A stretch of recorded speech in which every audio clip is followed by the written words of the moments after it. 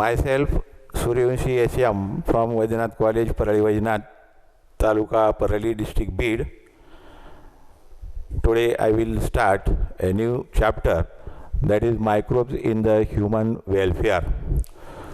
So all of you know what are the microbes? The microbes means, what are the microbes? First of all, we have to see the microbes. The microbes are the organism which are small in size, which cannot be observed with the help of naked eyes. Such organisms are called as microorganisms, or they are called as microbes. The study of microbe or microorganism is included in a branch of biology called as microbiology. So in the microbiologists, the study of microbes is studied. So all of you know what are the functions of microbes? So all of you know, I think all of you know, the functions of microbes may be harmful or they may be the useful for the human beings. What are the harmful functions of the microbes for the human being? They causes diseases, various diseases to the human beings, and they affect on the health of the human being. But all the microorganisms, they are not harmful for the human being. Some of the microorganisms like bacteria, fungi, they are beneficial for human beings, for human good health. And therefore, in today's period, we have to study the microorganisms which are useful for the human being, beneficial for the human beings. So, how these microorganisms, they are welfare for the human beings?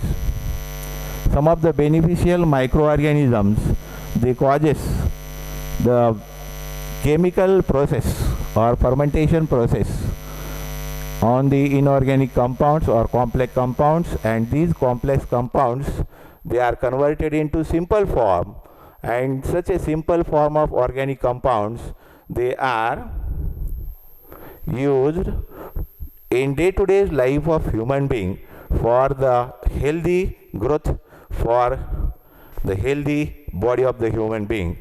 Now in today's period, we have to start how these microorganisms, they are useful for human beings. So first one, that is microbes in household production. Microbes in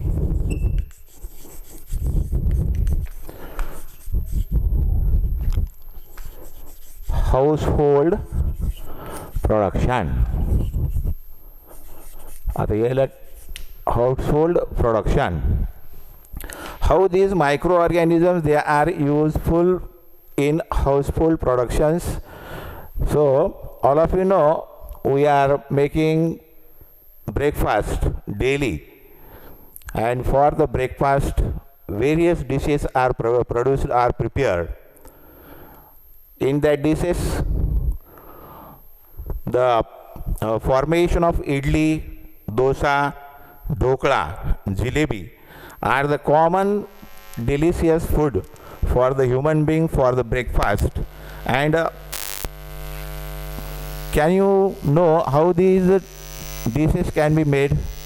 All these dishes can be made in your house by your mother, but you should not know how they can be prepared.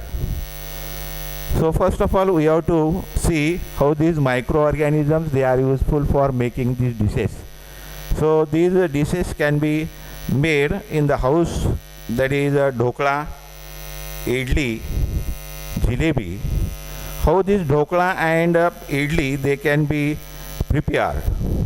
They can be prepared by mixing the gram flour with buttermilk, and in that gram flour and buttermilk, some lactobacilli can be added by using the small drop of activators or curds. As a result, these gram flour, it can be converted into the preparation of dokla, idli. As a result, it can be fermented by this microorganism for one day, and in the next day such a duff of gram, it can be converted into a bubbly structure, or the bubbles are produced in that flour of gram. These bubble formation is a formation of CO2 in that gram flour. So as a result, when the CO2 are trapped in that gram flour, that forms a puffy idli and the porous dokla, which is useful by the human being for every breakfast. And for that purpose, the microorganisms like Bacillus candida and Saccharomyces, Bacillus candida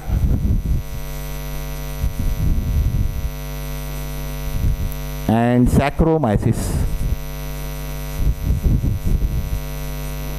are utilized for fermentation process.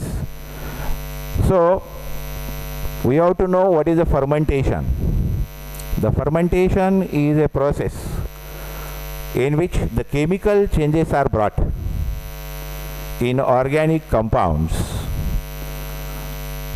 by the activity of enzymes secreted by the microorganism to produce the products. Here in this case, the gram flour and buttermilk, they are changed to form a puffy idli and porous dhokla. So the bacillus is a bacteria, and candida and Saccharomyces are the fungus. They are utilized in the preparation of these household production. Many lactobacilli are involved in the preparation of jalebi and naan. So this one is the first source which is used by human being in daily life, in day-to-day life. Whereas there in nature there are many microbes which are used as a source of food material. So the second one, microbes used as a source of food material. So many microorganisms, they are directly used as a food by human being. Microbes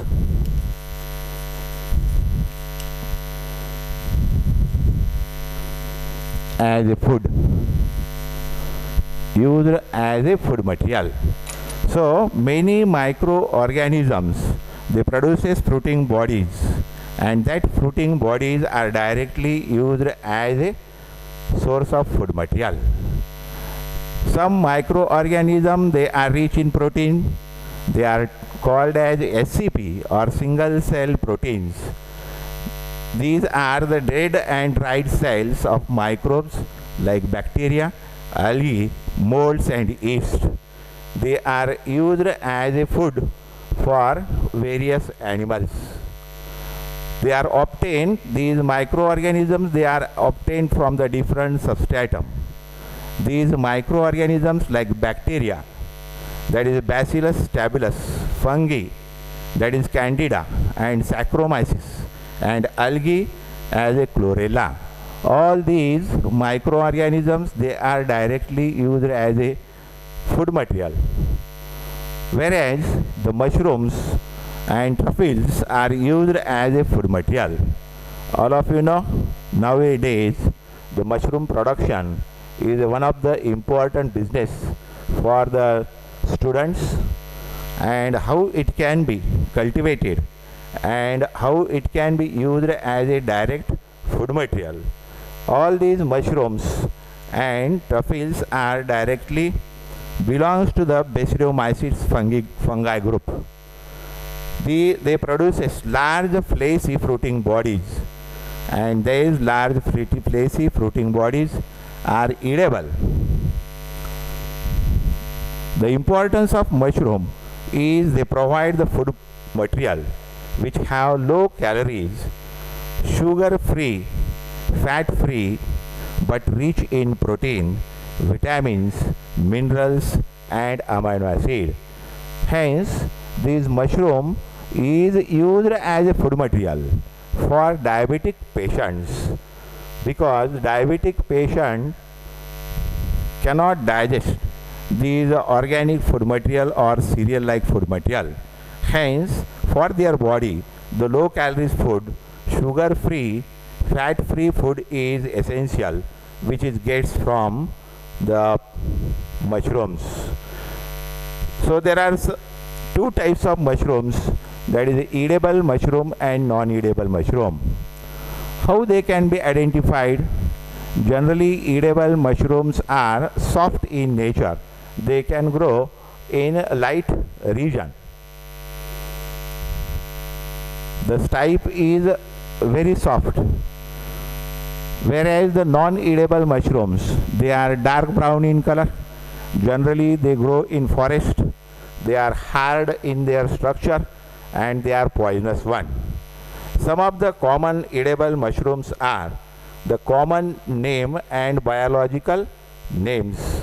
So you have to write these terms, that is a common name white button mushroom and biological names, that is Agaricus biporus.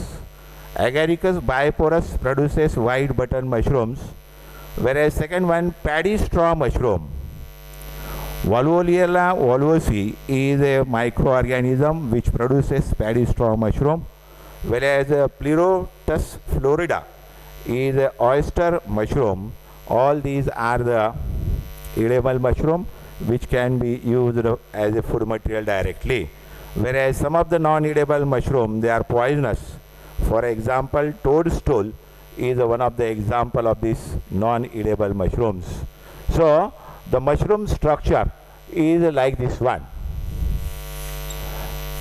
So these are the mushrooms or Agaricus. General structure of Agaricus. The apical structure is called as Palleus and it is called as stipe. The stipe is a stalk, whereas the Palleus is a upper dark brown, whitish dark brown in structure. The lower surface of this Palleus region have many gills regions. So like this one, there are many gills region. So gills like regions, and these in the gills region basidiospores are produced. Before producing the basidiospore, we have to use these Agaricus or mushroom as a food material. So this is about the preparation of day-to-day products by these microorganisms.